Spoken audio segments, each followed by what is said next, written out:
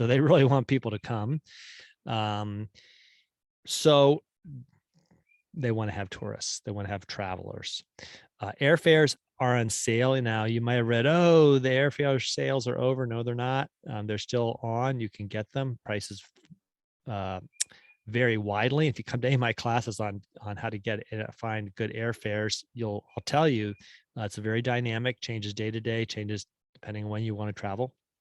Lodging is still at an affordable price. It is up from pre-pandemic costs, so just be aware of that.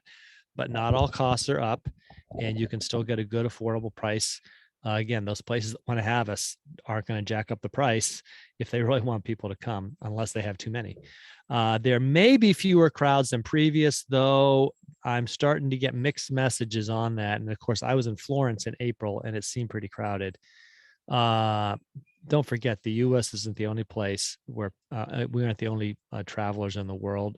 In Europe, for example, they all like to travel all over their own countries from one place to another in Europe. There might be fewer crowds. It's hard to tell. We'll find out the end of the year, won't we? And it's a good time to practice geotourism. So if you learn anything about, being conscious of your carbon footprint while you weren't traveling the last couple of years, now is the time to be thinking about geotourism. Here's just a little chart that I like to show everyone. This was in 2019, the year before the pandemic. It shows you the relative numbers of travelers to various countries in the world. The country, it's measured by the largest number of international tourist arrivals. Okay, so this is when someone comes in from another country to a country, that's the tourist arrival. The number one was France with nearly 90 million people. For a country that I think is about 60 million, that's a lot. Number two was Spain, 83, almost 84 million. Again, I told you they were heavily dependent on tourists. They got a lot of people going to Spain. After that, this was surprising when I first saw this chart, is the United States. We were number three.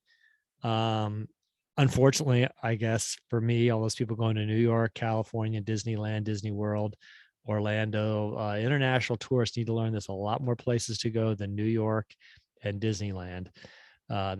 We've got a lot to see in other places. Number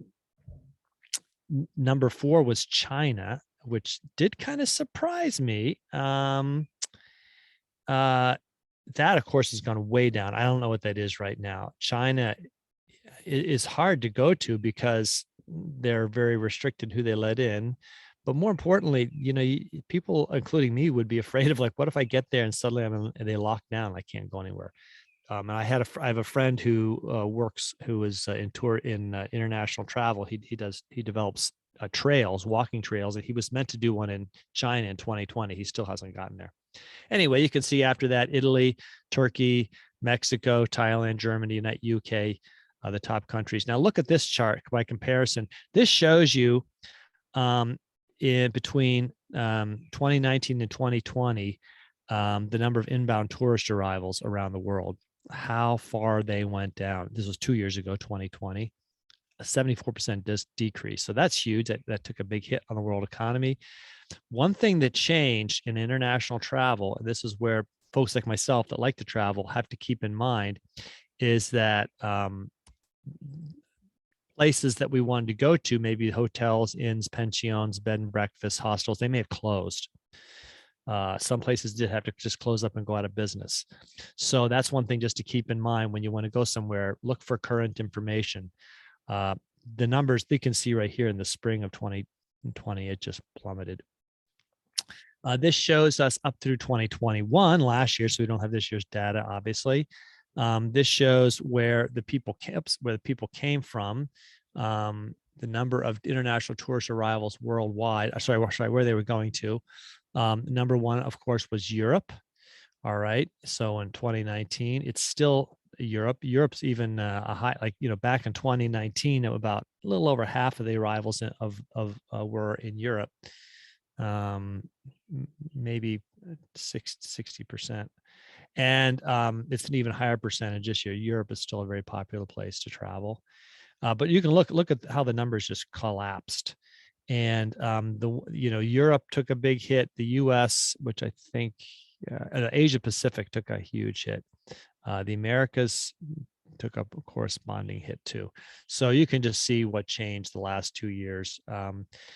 They're saying there's a rebound this year. We don't know how much of a rebound it is. The big tourist season starts now, June, July, August. And so we'll see around the world what is happening with that. Any questions about these numbers so far before I go any further?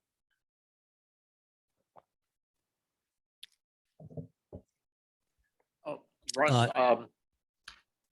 last evening, before the pandemic, I used to make an annual trip to Banff for their 10-day mountain festival at the end of October, beginning of November. So they haven't had that the last 2 years. I suspect that this year they will. Just last evening, I was checking the airfares, and I would estimate right now, based on travel in late October, early November to the Canadian Rockies, fares were about 40% higher than pre-pandemic. Now, maybe they will go down as we get, this is summer just starting. Maybe by the end of summer or maybe early fall, the fares might go down. But at least in that example, I found the fares significantly higher.